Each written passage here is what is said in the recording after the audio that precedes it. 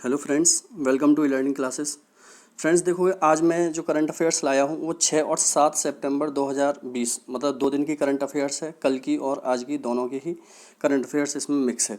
चलो शुरुआत करते हैं आज के क्वेश्चन से। पीडीएफ इसकी आपको टेलीग्राम से मिलेगी, चैनल को सब्सक्राइब कर लो। क्वेश्चन नंबर पहला है, हाल ही में ब्रिटिश पत्रिका प्रोस्पेक्ट ने किस राज्य की स्वास्थ्य मंत्री के शैलजा को टॉप थिंकर के रूप में नामित किया है? तो देखोगे, ब्रिटेन की एक पत्रिका है जिसका नाम है प्रोस्पेक्ट।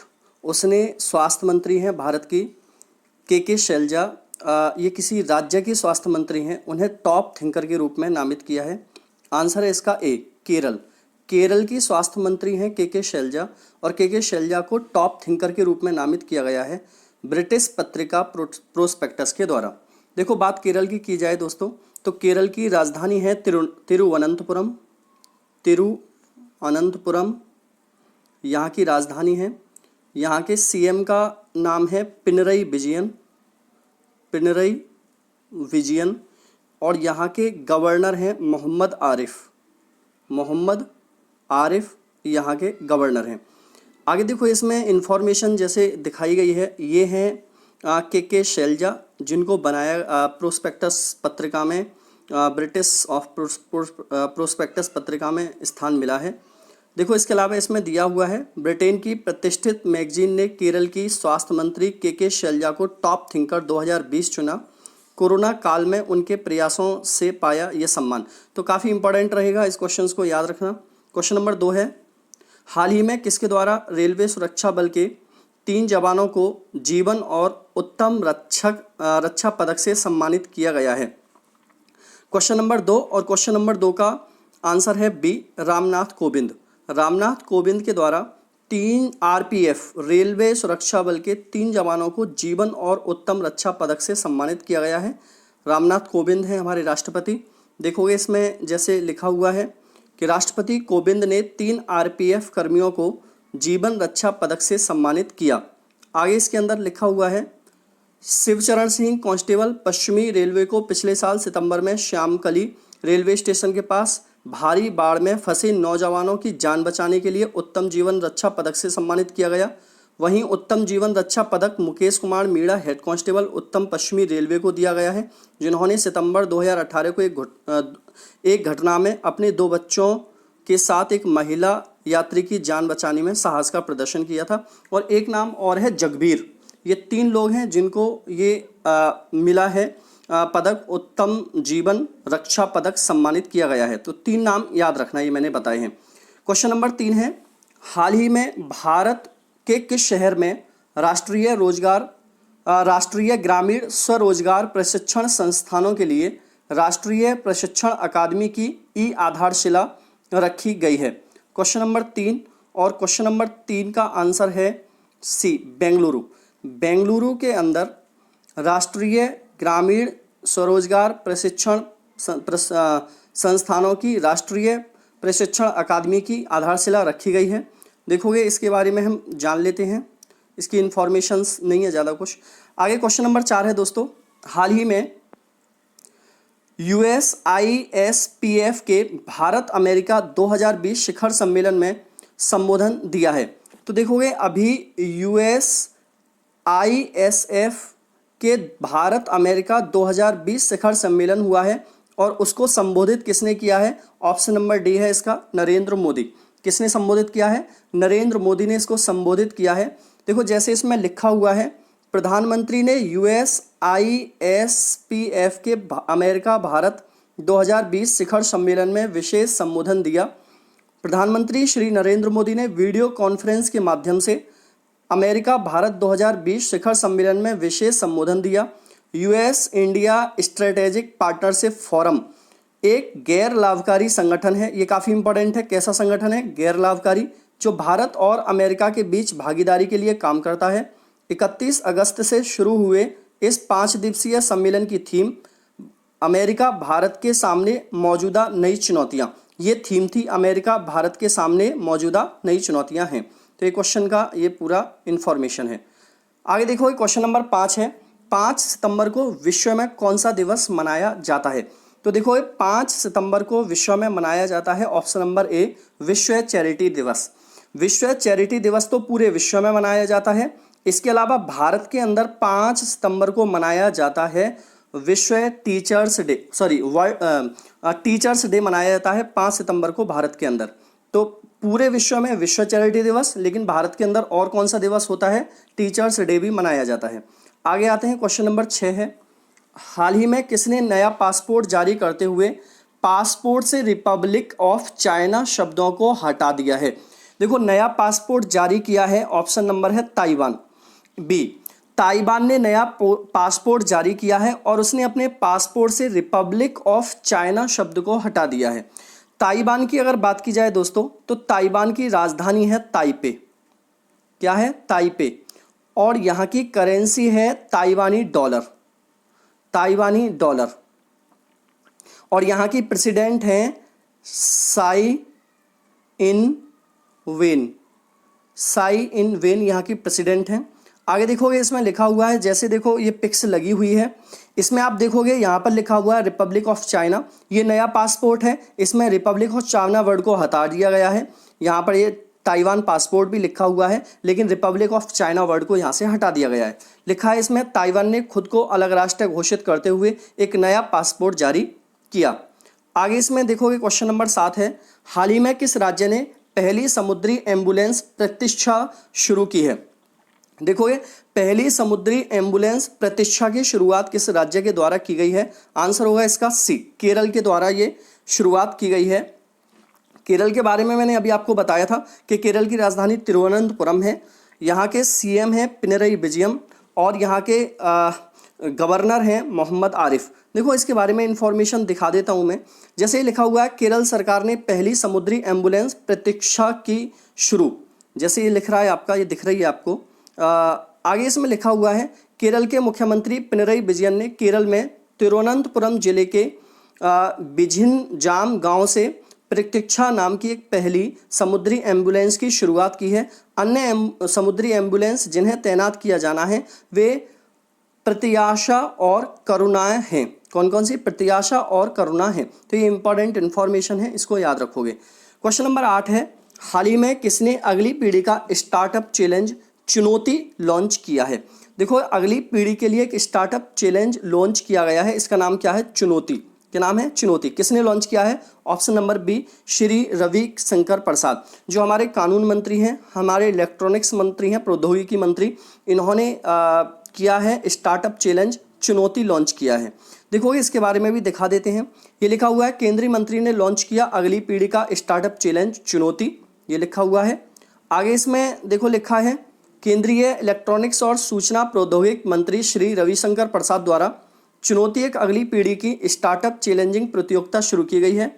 प्रतियोगिता का लक्ष्य भारत के टियर 2 शहरों पर विशेष ध्यान देने के साथ स्टार्टअप और सॉफ्टवेयर उत्पादों को और बढ़ावा देना है। आगे इसमें लिख रहा है, चुनौती प्रतियोगिता में पहचाने गए क्षेत्रों में लगे लगभग 300 स्टार्टअप की पहचान की जाएगी और उन्हें अन्य सुविधाओं के साथ 20 लाख रुपए का फंड उपलब्ध कराया जाएगा। इस कार्यक्रम के लिए 95.03 करोड़ रुपए का बजट सरकार द्वारा निकाला गया है, जो 3 वर्षों की अवधि के लिए होगा। तो इसमें पूरी इंफॉर्मेशन है, इसको सही से 2 बार पढ़ लोगे। आगे क्वेश्चन नंबर 9 है, हाल ही में केंद्र सरकार ने HAL में कितने प्रतिशत हिस्सेदारी बेचने का फैसला लिया है? केंद्र सरकार ने HAL में कितने प्रतिशत हिस्सेदारी बेचने का फैसला लिया है? ऑप्शन नंबर डी है 15%। कितना? 15%।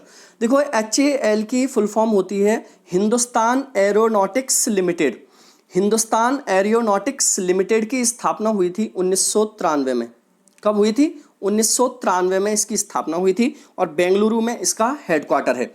इसके इस टाइम पर जो हेड हैं उनका नाम है वालचंद। क्या नाम है? वालचंद।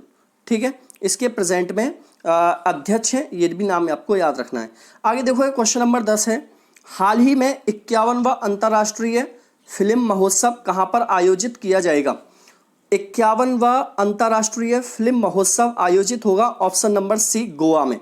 कहां पर होगा? गोवा में। जबकि 50वां भी गोवा में ही हुआ था। अब देखो, गोवा की बात है तो गोवा की राजधानी क्या है? पणजी गोवा की राजधानी है। गोवा के सीएम कौन है? प्रमोद सावंत। और देखो एक और इन्फॉर्मेशन दे दूं, ये प्रमोद सावंत कोरोना पॉजिटिव भी पाए गए हैं। इनकी 1-2 दिन पहले इन्हीं का खुद एक मैसेज था कि मैं खुद कोरोना पॉजिटिव हूँ। इसके अलावा देखोगे यहाँ के गवर्नर हैं, जो महाराष्ट्र के गवर्नर हैं वही अभी गोवा के गवर्नर हैं, और इनका नाम है भगत सिंह कोश्यारी। भगत सिंह कोश्यारी, इनको अतिरिक्त भार दे दिया गया है गोवा का, अभी ये महाराष्ट्र के ही गवर्नर हैं। आगे देखोगे क्वेश्चन नंबर 11 है, हाल ही में जारी कारोबार सुगमता रैंकिंग में कौन सा राज्य को शीर्ष स्थान मिला है? तो देखोगे कारोबार सुगमता रैंकिंग में जो शीर्ष स्थान मिला है, ऑप्शन नंबर बी है, आंध्र प्रदेश को मिला है। किसको मिला है? आंध्र प्रदेश को मिला है। अब देखो आंध्र प्रदेश की बात है तो आंध्र प्रदेश की राजधानी क्या है? अमरावती। आंध्र प्रदेश के सीएम कौन है? वीएस येदियुरप्पा। वीएस येदियुरप्पा यहाँ के सीएम का नाम है, और यहाँ के गवर्नर का नाम क्या है? बैजूभाई बाला। बैजूभाई बाला यहाँ के गवर्नर का नाम है। अब देखो इसमें इंफॉर्मेशन जैसे लिखा हुआ है, इसको और क्या बोलते हैं? जो कारोबार सुगमता रैंकिंग है इसको इंग्लिश में बोलते हैं easy of doing business ranking. क्या बोलते हैं? Easy of doing business ranking बोलते हैं। योगी सरकार की लंबी छलांग, 12 से 2 ही रैंकिंग, जाने दूसरे राज्य का हल। तो यह काफ़ी इंपॉर्टेंट है। देखो इसमें मैं पूरी इंफॉर्मेशन दिखा देता हूँ। राज्यों और संघ शासित प्रदेशों की कारोबार सुगमता रैंकिंग में आंध्र प्रदेश एक बार फिर से शीर्ष पर रहा है। यह लगातार तीसरा अवसर है जब आंध्र प्रदेश पहले स्थान पर रहा है। यह रैंकिंग उद्योग और आंतरिक व्यापार संवर्धन विभाग ने तैयार की है। वित्त मंत्री निर्मला सीतारमण द्वारा शनिवार को जारी एक रिपोर्ट के अनुसार राज्यों केंद्र शासित प्रदेशों को यह रैंकिंग कारोबार सुधार कार्रवाई योजना 2019 के क्रियान्वयन के आधार पर दी गई है। इस पूरी प्रक्रिया का मकसद राज्यों के बीच प्रतिस्पर्धा बढ़ाना है, जिससे वे घरेलू के साथ विदेशी निवेश भी आकर्षण बन सके। देखो इसमें सारे राज्यों की मैं वो दिखा देता हूँ 2, 4, 5 की रैंकिंग। जैसे इसमें लिखा है उत्तर प्रदेश 2019 में 10 स्थानों की छलांग के साथ दूसरे स्थान पर पहुंच गया है। पहले स्थान पर आंध्र प्रदेश, दूसरे स्थान पर कौन है? उत्तर प्रदेश। 2018 में उत्तर प्रदेश 12वें स्थान पर था, 10 छलांग लगाई है इसने। वहीं तेलंगाना तीसरे स्थान पर पहुंच गया है, 2018 में दूसरे स्थान पर था। इसके बाद क्रम से मध्य प्रदेश चौथे पर है, झारखंड 5वें पर है, छत्तीसगढ़ 6ठे पर है, हिमाचल प्रदेश 7वें पर, 8वें पर राजस्थान, 9वें पर पश्चिम बंगाल और गुजरात 10वें पर है। दिल्ली इस रैंकिंग में 12वें स्थान पर आया है। तो ये काफ़ी इंपॉर्टेंट है, जबकि पिछली बार दिल्ली कितने पर था? 23वें रैंकिंग पर था। तो ये सारी की सारी इंफॉर्मेशन आपको याद रखनी है। क्वेश्चन नंबर 12 है, हाल ही में कितने वर्ष की उम्र में केशवानंद भारती का निधन हो गया है? ये काफ़ी इंपॉर्टेंट रहेगा आपके लिए क्वेश्चन। केशवानंद भारती का निधन हुआ है, ऑप्शन है इसका डी, 79 ईयर्स की एज में। देखो केशवानंद भारती एक बहुत बड़ा नाम है कॉन्स्टिट्यूशन से रिलेटेड। मैं इनकी एक पिक्चर दिखा देता हूँ पहले, फिर इन्फॉर्मेशन भी देता हूँ। देखो ये है केशवानंद भारती, ये एक संत भी हैं।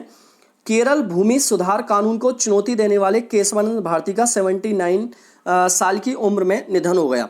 एक तो इन्होंने केरल भूमि सुधार कानून को चुनौती दी थी, पहली बात, और इससे भी ज़्यादा इम्पोर्टेंट जो था इनका वो था 4 दशक पहले केशवानंद भारती ने केरल भूमि सुधार कानून को चुनौती दी थी, जिस पर सुनवाई सुप्रीम कोर्ट ने संविधान के मूल ढांचे का सिद्धांत दिया था। ये काफ़ी इंपॉर्टेंट है क्योंकि इसमें आगे भी लिखा है, संविधान के मूल ढांचे का सिद्धांत दिलाने वाले संत केशवानंद भारती का रविवार को केरल में निधन हो गया।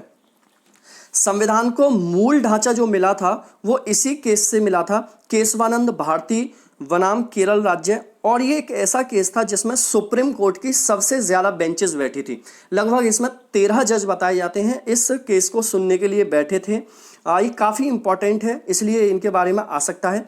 आगे लिखा है इसमें, केरल निवासी संत केशवानंद भारती श्री पद गबरू का इडनीर मठ में हुआ निधन। लंबी बीमारी से थे पीड़ित। केशवानंद भारती का नाम भारत के इतिहास में दर्ज रहेगा। उन्हें संविधान का रक्षक भी कहा जाता है, इसलिए मैं कह रहा हूँ ये काफ़ी इंपॉर्टेंट है, इसको याद रखना, पेपर में आएगा जरूर ये क्वेश्चन।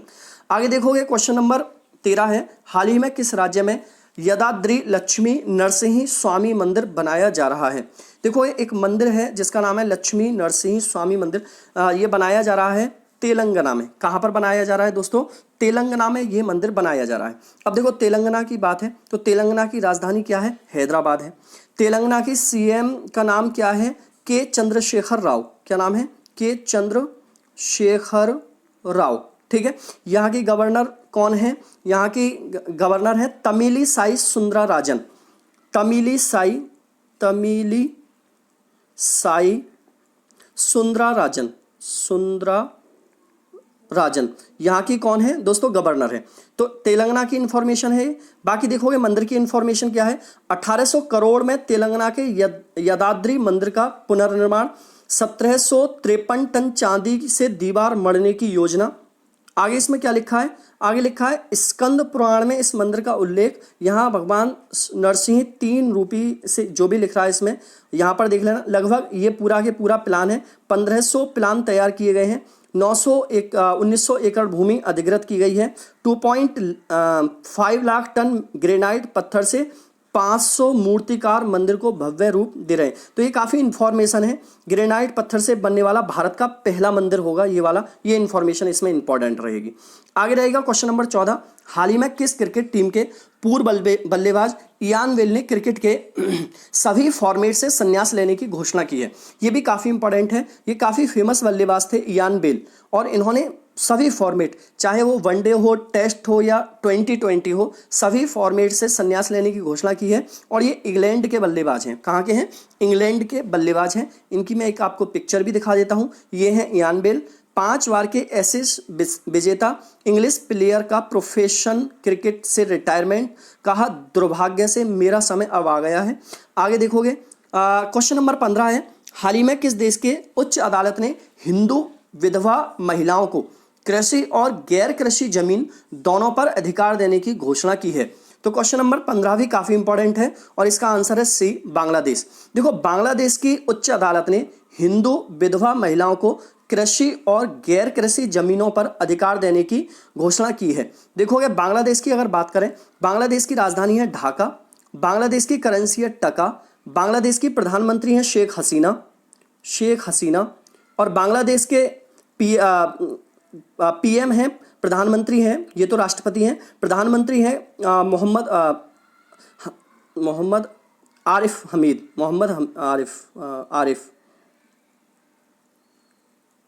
देखोगे आगे, देखोगे इसमें क्या लिखा हुआ है? हाईकोर्ट, बांग्लादेश हाईकोर्ट हिंदू विधवाओं को मिला पति की संपत्ति में पूरा हक और जमीन बेचने का अधिकार। मतलब वो जमीन को बेच सकती हैं और संपत्ति में बराबर की उनको संपत्ति दी जाएगी। ये बांग्लादेश के लिए, बांग्लादेश में कानून आया है। जैसे कि इसमें लिखा हुआ है पूरी इंफॉर्मेशन, बांग्लादेश में विधवा हिंदू महिलाओं की मदद के लिए पहली बार ऐतिहासिक फैसला दिया है। यहाँ के उच्च न्यायालय ने कहा है कि हिंदू विधवाओं का उनके मृत पति के कृषि और गैर कृषि भूमि पर अधिकार होगा।